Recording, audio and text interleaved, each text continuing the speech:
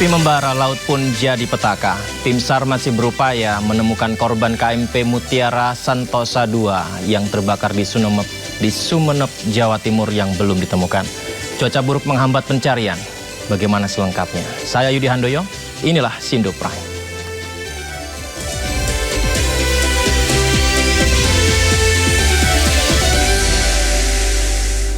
Informasi pertama, seorang warga Tulung Agung, Jawa Timur menjadi salah satu korban meninggal dunia dalam tragedi kebakaran kapal motor penumpang Mutiara Sentosa II di perairan utara Pulau Madura.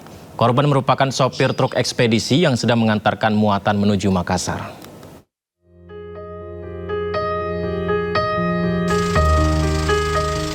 Sari Sukoco, 39 tahun, warga desa Sidorejo, Kecamatan Kauman, Kabupaten Tulung Agung, Jawa Timur, menjadi salah satu korban meninggal dunia dalam kebakaran KMP Mutiara Sentosa II. Jenazah korban tiba di rumah duka di Kecamatan Tulung Agung pada Senin malam. Saat kejadian, korban sedang menjalankan pekerjaannya sebagai sopir truk ekspedisi menuju Makassar. Korban berangkat bersama rekannya Bambang Susilo, warga desa Sobontoro, Tulung Agung. Saat kebakaran semakin membesar, ia mengajak korban untuk melompat ke laut, tetapi korban hanya mengangguk sambil tersenyum. Menurut Bambang yang telah 8 tahun bekerja bersama, korban dikenal sebagai sosok yang tenang dalam bekerja. Ia juga mengungkapkan bahwa almarhum sempat bercerita memiliki rencana menikah pada tahun 2026 ini. Lompat ke air, saya duluan, beliaunya saya ajak, cuma mengganggu aja. Yuk, saya bilang, Mas ayo nanti aja. Terus saya inisiatif, Mas saya turun duluan. Beliaunya cuma senyum sambil mengangguk, terus saya lompat itu, Bang. Itu sudah pakai pelampung atau? Semuanya sudah pakai pelampung. Nah, orangnya beliaunya itu ya asik lah orangnya, santai aja gitu. Sempat ngobrol mau menikah, Bang? Iya, betul. Katanya tahun-tahun inilah. Setelah disemayamkan di rumah duka selama sekitar 30 menit, jenazah korban dibawa ke tempat pemakaman umum desa Sidorejo untuk dikebumikan. Dari Tulung Agung, Jawa Timur, Anang Agus Faisal, iNews melaporkan. Keluarga dan kerabat penumpang KMP Mutiara Sentosa II yang terbakar di perairan Sumeneb masih berdatangan ke posko. Mereka datang untuk mencari anggota keluarga maupun rekan mereka yang hingga kini masih hilang. Abdul Hamid dan Ansar, dua pria ini sudah 2 hari mendatangi posko Basarnas di Pelabuhan Tanjung Perak, Surabaya, Jawa Timur. Mereka mencari kabar keluarga dan kerabatnya penumpang KMP Mutiara Sentosa II. Harap cemas mendapatkan kepastian nasib keluarga mereka, namun ternyata keluarga dan kerabatnya masih hilang. Bersama keluarga yang lain, mereka menyebar ke beberapa rumah sakit, posko dan Polda Jawa Timur, namun belum juga mendapatkan kabar. Mereka cari pas kebakaran itu.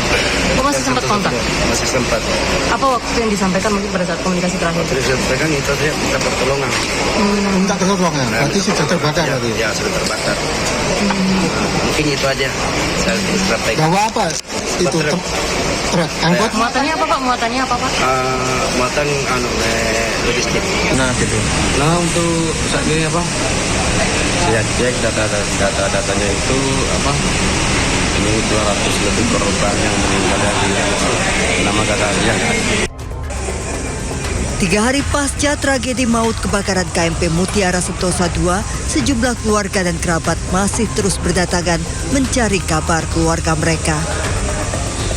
Dari Surabaya, Jawa Timur, Nur Syafei, iNews melaporkan.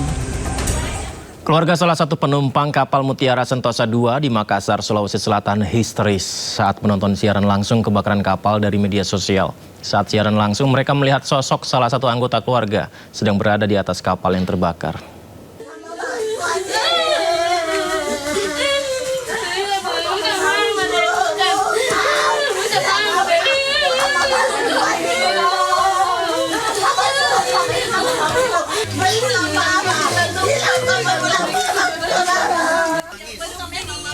Keluarga Siti Fatimah penumpang kapal Mutiara Sentosa II berkumpul bersama di Jalan Sultan Abdullah II, Kota Makassar, Sulawesi Selatan. Mereka tak henti-henti menangis histeris. Keluarga baru mengetahui Siti berada di kapal Mutiara Sentosa 2 setelah menyaksikan siaran langsung insiden kebakaran kapal dari media sosial dan melihat sosok Siti Fatimah. Kebakaran ini, Pak. Kebakaran ini. Dugaan keluarga diperkuat setelah petugas Basarnas menghubungi untuk meminta keterangan data pribadi serta fotokopi KTP sebagai bagian dari proses identifikasi.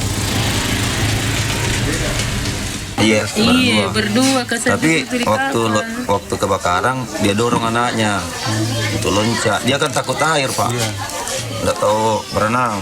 Terus itu yang kita bilang di video itu ya, kakak itu bagaimana cerita sampai ketahuan itu, Pak? Itu waktu secara langsung tiba-tiba dilihat orang mau video, tiba-tiba dilihat, makanya kita screenshot.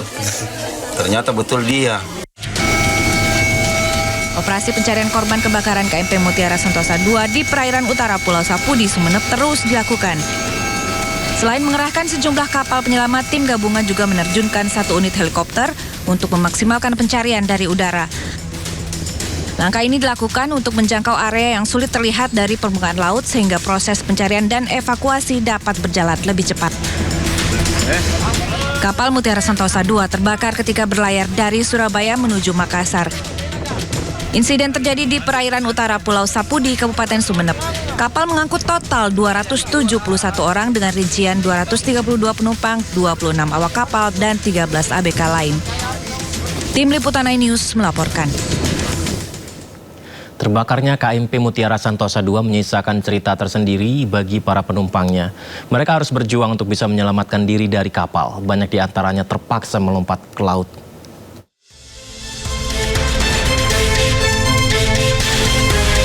Kebakaran hebat yang terjadi di kapal Mutiara Sentosa dengan cepat menyebar ke badan kapal. Penumpang pun panik. Mereka berusaha menyelamatkan diri dengan berbagai cara. Salah satunya adalah dengan melompat ke laut. 2 penumpang yang selamat membagikan cerita detik-detik saat kapal terbakar. Sunarto dan Ahmad bercerita saat kejadian kapal dipenuhi asap. Penumpang pun panik. Ceritanya? Lompat. Kan sama anaknya, bisa lompat sama anak? Saya sendiri, dia sama bapaknya. Oh gitu. Dikasih jaket pelampung nggak, Bu?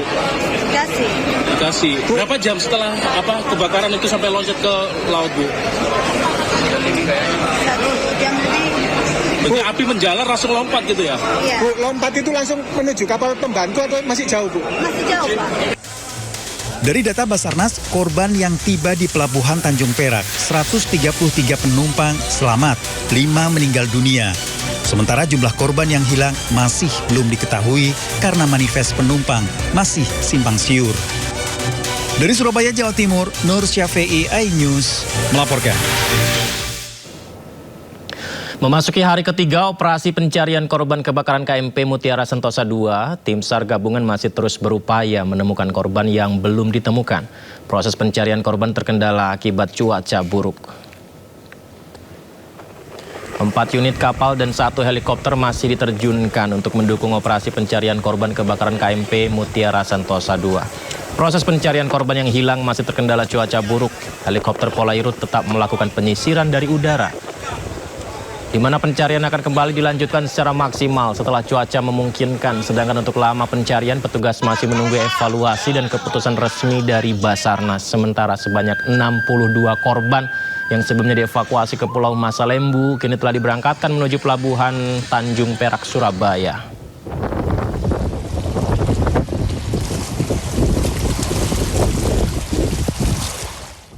Lima kantong jenazah, pemirsa, ada 5 kantong jenazah korban kapal motor penumpang Mutiara Sentosa 2 yang terbakar di perairan Sumeneb selesai teridentifikasi. Ya, data korban meninggal dunia yakni Sri Indratmo Wijaya, 47 tahun, Pati, Jawa Tengah. Siti Fatimah, 57 tahun, Makassar, Sulawesi Selatan. Sari Sukoco, 39 tahun, Tulung Agung, Jawa Timur. Kemudian Rino Eka Putra, 48 tahun, Agam, Sumatera Barat. Yedi Hendrawan, 63 tahun, Kalimantan Tengah, dari Kapuas.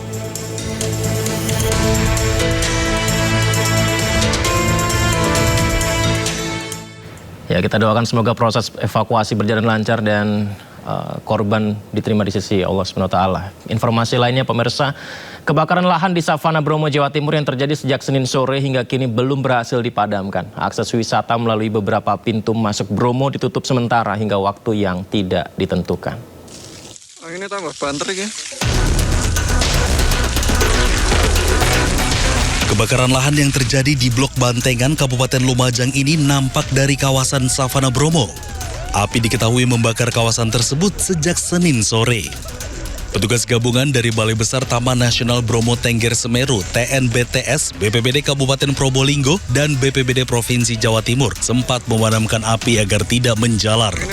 Namun kondisi vegetasi yang kering karena musim kemarau membuat api terus menjalar. Hingga Selasa pagi, api masih membakar hingga merambat sampai ke Blok Watu Gede dan Bukit Teletabis. Info sementara titik api itu kan mulai dari pergerakannya dari wilayah Lumajang ya. Sekarang bergerak tadi pagi itu sebagian Bukit Teletabis sudah ada titik api juga. Kemungkinan mengalami pergerakan, tapi sebagian masih di wilayah Lumajang. Ya, sebagian kecil yang mulai masuk di wilayah Probolinggo. Di Bukit. Imbas kebakaran ini, Balai Besar TNBTS menutup sementara kawasan wisata dari pintu masuk Malang dan Lumajang. Sedangkan dari pintu masuk Cemoro, Lawang, Probolinggo, dan Tosari, Pasuruan masih dibuka. Namun demikian, wisatawan dan warga dilarang mendekati kawasan yang terbakar di area savana. Sementara proses pemadaman api masih terus berlangsung. Dari Probolinggo, Jawa Timur, Hana Purwadi, iNews melaporkan. Kita ke informasi lainnya, pemirsa. Mantan Jampitsus Kejagung Febri Adriansyah melakukan perlawanan hukum lewat 2 permohonan pra-peradilan dalam penanganan kasus dugaan korupsi dan TPPU yang menjeratnya. Ya, hal ini disampaikan tim advokat Febri Adriansyah. Kita saksikan di situ di konferensi pers yang tadi ada Febri Diansyah, ya. Gugatan pra-peradilan pertama yang akan dilayangkan adalah terkait upaya paksa Kejaksaan Agung dalam penetapan tersangka dugaan TPPU dan penahanan. Dan gugatan kedua terkait penetapan tersangka dalam dugaan korupsi dan pencucian uang, penggeledahan dan penyitaan yang dilakukan Polda Metro Jaya serta Kortas Tipikor. Tim advokat Febri juga mengungkap ada 9 kejanggalan dan potensi pelanggaran hukum dalam kasus yang menjerat kliennya. Pengajuan pra-peradilan rencananya didaftarkan besok. Tim advokat mengajukan 2 permohonan pra-peradilan. Jadi ada 2 permohonan pra-peradilan. Yang pertama, permohonan pertama terkait dengan upaya paksa yang dilakukan oleh Kejaksaan Agung Republik Indonesia dalam penetapan status tersangka dugaan tindak pidana pencucian uang dan upaya paksa penahanan. Itu yang pertama. Kemudian permohonan yang kedua terkait dengan upaya paksa status penetapan tersangka dalam dugaan tindak pidana korupsi dan pencucian uang serta penggeledahan dan penyitaan sebagai upaya paksa yang dilakukan oleh rekan dari kepolisian Polda Metro Jaya dalam hal ini atau Kortas Tindak Pidana Tipikor. Kedua permohonan tersebut memang kami akan ajukan secara terpisah karena ini juga bagian dari strategi yang dimungkinkan dalam hukum acara pidana, termasuk hukum acara pidana yang baru. Juga karena alasan objek dan tindakan memang diuji secara berbeda. Jadi batu ujinya akan berbeda. Kenapa ada 2 permohonan? Ada 2 permohonan rencananya ini direncanakan ada 2 permohonan untuk pra-peradilan upaya hukum kita. Itu karena terkait ada 2. Kita balik lagi kepada teorinya. Sekarang berdasarkan KUHAP yang baru, ini yang bisa diajukan permohonan pra-peradilan adalah atas upaya paksa. Yang kami telah analisa secara bersama selama beberapa hari ini, upaya paksa apa saja yang merupakan suatu yang kami anggap dan kami menilainya sebagai bagian dari ada penyimpangan-penyimpangan. Sehingga kami kelompokkan kedua permohonan, yaitu upaya paksa yang dilakukan Kejaksaan Agung itu dalam penetapan dan penahanan. Penetapan tersangka dalam perkara tindak pidana pencucian uang dan penahanan. Di sana kita melihat nuansa yang sangat besar adanya pelanggaran pasal 100 ayat 5 dari KUHP untuk upaya paksa penahanan. Dan upaya paksa penetapan tersangkanya kita melihat ada kaitan-kaitan dengan predicate crime-nya, persoalannya di sana. Oke, itu secara garis besar. Kemudian nanti juga ada yang kedua. Yang kedua itu adalah upaya paksa penggeledahan, penyitaan, dan penetapan tersangka di dalam perkara yang di sini yang sudah penetapan tersangka adalah terkait dengan penanganan perkara Asabri. Nah, hal ini mungkin agak sedikit unik karena di sini mungkin akan jadi banyak termohonnya. Kuasa hukum Febri Adriansyah, yakni Febri Diansyah ya, menegaskan 2 gugatan pra-peradilan yang akan dilayangkan bukanlah cara untuk menghindari proses hukum, melainkan merupakan penggunaan hak untuk memastikan agar penegakan hukum sesuai prinsip due process of law. Langkah-langkah tersebut bukanlah cara-cara atau langkah-langkah untuk menghindari proses hukum. Jadi ini perlu kami sampaikan sekaligus sebagai edukasi pada publik. Justru langkah-langkah ini merupakan penggunaan hak yang dijamin oleh hukum, dijamin oleh undang-undang untuk memastikan dalam porsi kami sebagai penyeimbang untuk memastikan agar penegakan hukum itu berjalan sesuai dengan prinsip due process of law. Ini penting sekali. Jangan sampai kemudian proses penegakan hukumnya keliru, melanggar aturan hukum, entah karena alasan apapun begitu ya, sehingga hak-hak orang terabaikan. Pemirsa, sebelumnya Kejagung menggeledah rumah mantan Jampitsus Febri Adriansyah, di mana dari penggeledahan penyidik membawa sejumlah kotak kontainer diduga berisi barang bukti.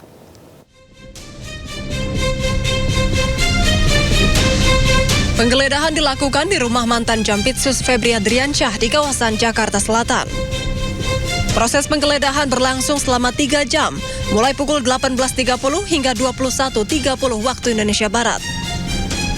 Dari lokasi, penyidik menyita dokumen-dokumen yang diduga berkaitan dengan dugaan tindak pidana pencucian uang. Menurut Kepala Pusat Penerangan Hukum Kejaksaan Agung Anang Supriyatna, dokumen yang disita akan diajukan penetapan penyitaan ke Pengadilan Tipikor sebelum dianalisis untuk memperkuat alat bukti dalam penyidikan. Pada hari Jumat 31 Juli 2026, tim penyidik telah melaksanakan tindakan penggeledahan di salah satu rumah milik saudara FA di daerah Radio Dalam berdasarkan surat perintah penyidikan yang telah diterbitkan dalam perkara dugaan tindak pidana pencucian uang atau TPPU. Dari hasil penggeledahan tersebut, penyidik melakukan penyitaan terhadap sejumlah dokumen yang diduga memiliki keterkaitan dengan perkara yang sedang disidik. Selanjutnya, sesuai dengan ketentuan hukum acara, penyidik akan mengajukan permohonan persetujuan penyitaan kepada Pengadilan Tindak Pidana Korupsi. Dokumen-dokumen tersebut nantinya akan dianalisis dan digunakan sebagai alat bukti guna memperkuat pembuktian serta konstruksi perkara yang sedang ditangani. Kasus ini merupakan pengembangan dari penyidikan dugaan TPPU yang menjerat Febri Adriansyah. Sebelumnya, Febri telah ditetapkan sebagai tersangka dan ditahan di rutan KPK. Tim Liputan iNews melaporkan. Penyidik Kejagung juga menggeledah 3 tempat baru dalam kasus pencucian uang Febri Adriansyah, yakni kantor tersangka Don Rito, rumah Nurman Herin, serta 4 kantor swasta. Penyidik juga memeriksa 4 saksi baru. Tim penyidik telah memanggil dan memeriksa 4 orang saksi, yaitu saksi T, R, DH, dan HH, yang semuanya adalah karyawan swasta. Dan paralel dengan kegiatan pemanggilan dan pemeriksaan saksi, tim penyidik juga melakukan tindakan hukum berupa penggeledahan yang sedang berlangsung di beberapa tempat, di antaranya di kantor di daerah Jakarta Selatan, kedua juga daerah perkantoran juga di beberapa tempat, baik itu PT HI, PT PIS, PT KPI, dan PT beberapa PT di daerah Jakarta Selatan, juga sebuah rumah di daerah Depok, Jawa Barat. Seluruh tindakan penyidikan tersebut telah dilakukan berdasarkan ketentuan acara yang berlaku dan merupakan bagian dari upaya penyidik untuk memperoleh alat bukti, memperjelas konstruksi perkara, serta melakukan penelusuran terhadap aset-aset yang diduga berasal dari hasil tindak pidana. Ya, kita beralih ke informasi lainnya. Pemirsa, ramai dibicarakan di media sosial, lompat di lingkaran api menjadi bagian dari pelatihan manajerial di Koperasi Desa Merah Putih.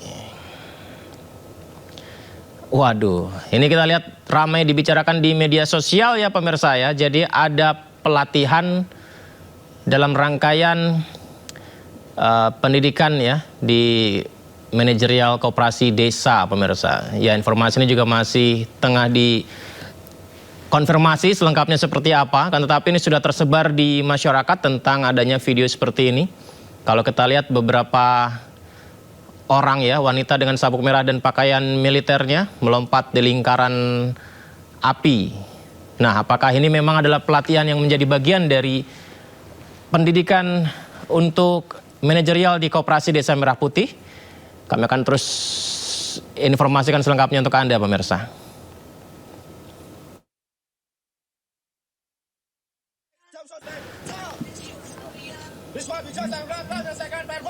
Nah, lain dari Kopdes, lain lagi dari pelatihan pegawai BPJS Ketenagakerjaan. Ini juga viral pemirsa di media sosial, ada pelatihan calon pegawai BPJS Ketenagakerjaan. Salah satu pelatihan kependidikannya adalah injak api.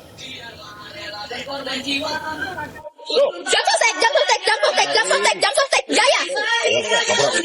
Lapor siswa atas nama Anissa Pratu Ain setelah selesai melakukan firewall. Ya, nanti kita menunggu konfirmasi selengkapnya dari pemerintah tentang bagaimana pendidikan pelatihan tersebut ya. Informasi berikutnya nih pemirsa, ada laporan dari Dukcapil Kemendagri. Jadi ternyata ada hal yang sangat menarik, data yang sudah ditelusuri dengan akurat. Ternyata ditemukan fakta terkait kependudukan yang kita harus tahu banget pemirsa. Kita simak ini dia ya. Ya, ternyata kita harus tahu pemirsa, dari data yang ditelusuri ditemukan informasi mayoritas penduduk Indonesia berzodiak Cancer. Ini penting banget kan ya. Bayangkan data soal mayoritas zodiak warga negara aja ada, apalagi data ekonomi dan data-data lainnya, ya kan? Iya kan?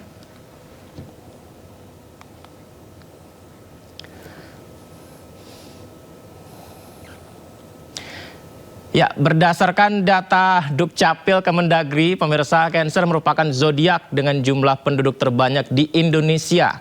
Jadi mayoritas WNI itu zodiaknya Cancer sebanyak 38.784.044 jiwa.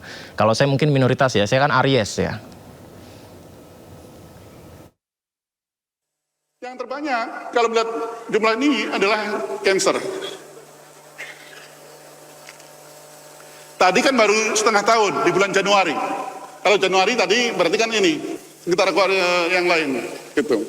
Tapi kalau 1 tahun ini jumlah penduduk kita Cancer. Cancer bintangnya, tapi jangan sampai penyakitnya. Zodiaknya. Disusul Taurus, Gemini dan sebagainya. Ternyata saya jumlahnya gini. Lanjut. Gitu.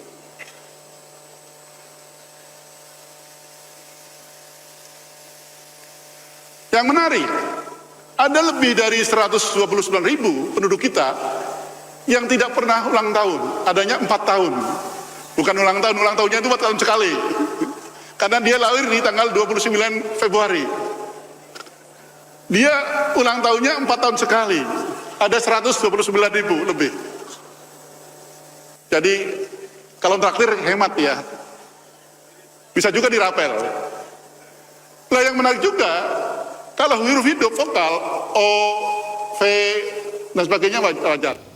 Ya, itu dia ya, data fakta ternyata mayoritas WNI punya zodiak Cancer saja bisa ditemukan, bisa ditelusuri, apalagi data ekonomi, data kesejahteraan. Ya, semoga saja yang itu juga bisa banyak ditemukan oleh pemerintah sehingga bisa diberikan kesejahteraan yang tepat kepada rakyatnya. Ya.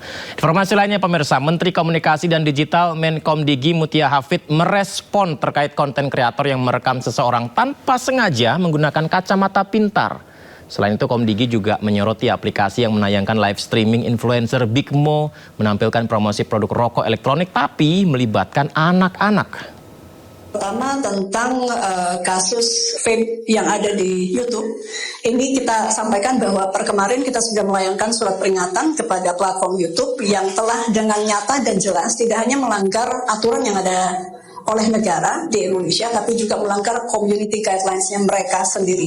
Topik berikutnya adalah perekaman tanpa izin terhadap seorang perempuan. Ini juga kita mendapat banyak masukan, dan pada prinsipnya adalah kita perlu sekali mengingatkan bahwa ini pelanggaran terhadap Undang-Undang PDP yang pertama, dan yang kedua adalah pelanggaran terhadap etika. Jadi tidak boleh ada orang yang merekam tanpa izin, meskipun di ranah publik. Jadi sekali lagi penegakan hukumnya dari teman-teman kepolisian, dari kami adalah untuk mengingatkan bahwa di situ ada pelanggaran terhadap PDP, di situ ada juga pelanggaran terhadap etika, dan tentu dalam kerangka menjaga tidak hanya perempuan ya, tapi khususnya perempuan dan anak-anak dari kegiatan-kegiatan perekaman tanpa izin ini harus kita stop dan kita lakukan tindakan-tindakan serius. Sebelumnya, rekam wajah seorang wanita tanpa izin menggunakan kacamata yang punya fitur video seorang konten kreator dihujat netizen. Jadi ini yang viral beberapa hari yang lalu, konten jadi diskusi di mana isinya wawancara langsung terhadap seorang wanita yang baru dikenal tanpa izin, tapi dengan alasan public space, seorang kreator bernama Brian Ebem bebas ngonten dengan siapapun. Nah, setelah viral di media sosial, polemik terjadi. Pasalnya wanita itu protes dan bersuara menghubungi kreator Brian Ebem di medsosnya.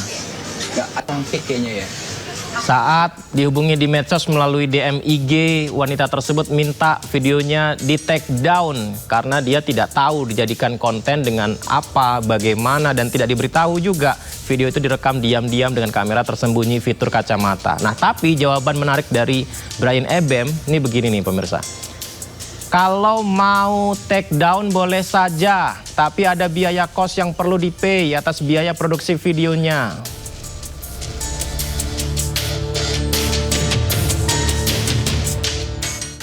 Nah, lalu setelah videonya viral di media sosial, Brian Ebem akhirnya menggunakan pernyataan melalui media sosialnya, ucapan permohonan maaf ke publik. Beberapa hari ini sedang ramai terjadinya kegaduhan. Sebelumnya saya ingin minta maaf atas semua kesalahan yang timbul dari kelakuan saya. Saya tidak membenarkan, saya hanya meminta maaf atas semua pihak yang merasa dirugikan. Saya seharusnya memang tidak mengatakan atas ada biaya produksi ataupun kata-kata lain yang saya sampaikan di komen. Lagi-lagi saya hanya meminta maaf dan mengklarifikasi semua tuduhan, semua narasi yang beredar di sosial media. Kedepannya saya akan lebih hati-hati lagi dalam memposting video konten yang saya buat. Kasus perekaman konten dengan video dari kacamata tanpa izin Brian Ebem tadi ternyata berbuntut panjang. Setelah tadi kita dengar langsung dari Komdigi, berikutnya Komisi 3 DPR RI juga buka suara, bahkan mendukung korban melapor ke polisi karena tindakan merekam tanpa izin dan menyebarkannya bisa masuk ke ranah pidana.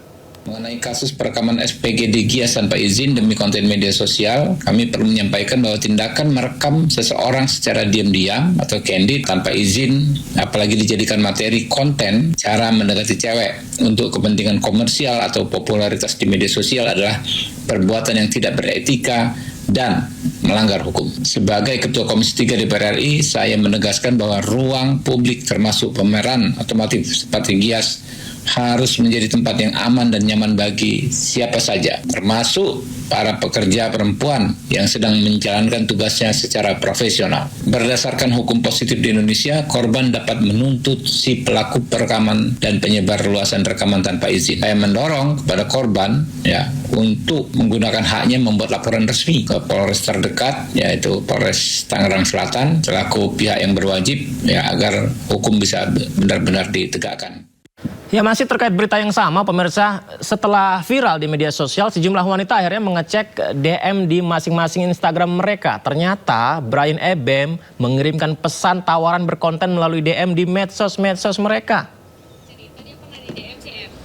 Jadi inilah sejumlah wanita yang mengaku terkejut saat iseng coba memeriksa DM di media sosial mereka pasca viral kasus Brian Ebem merekam tanpa izin menggunakan kacamata pintar dan menjadikannya konten. Ternyata Brian Ebem telah banyak mengirimkan pesan untuk tawaran ngonten bersama. Tawaran ini disampaikan melalui rekaman konten, melalui chat, pesan singkat. Dan mereka semua ada yang sempat menjawab, ada yang tidak sempat menjawabnya ya.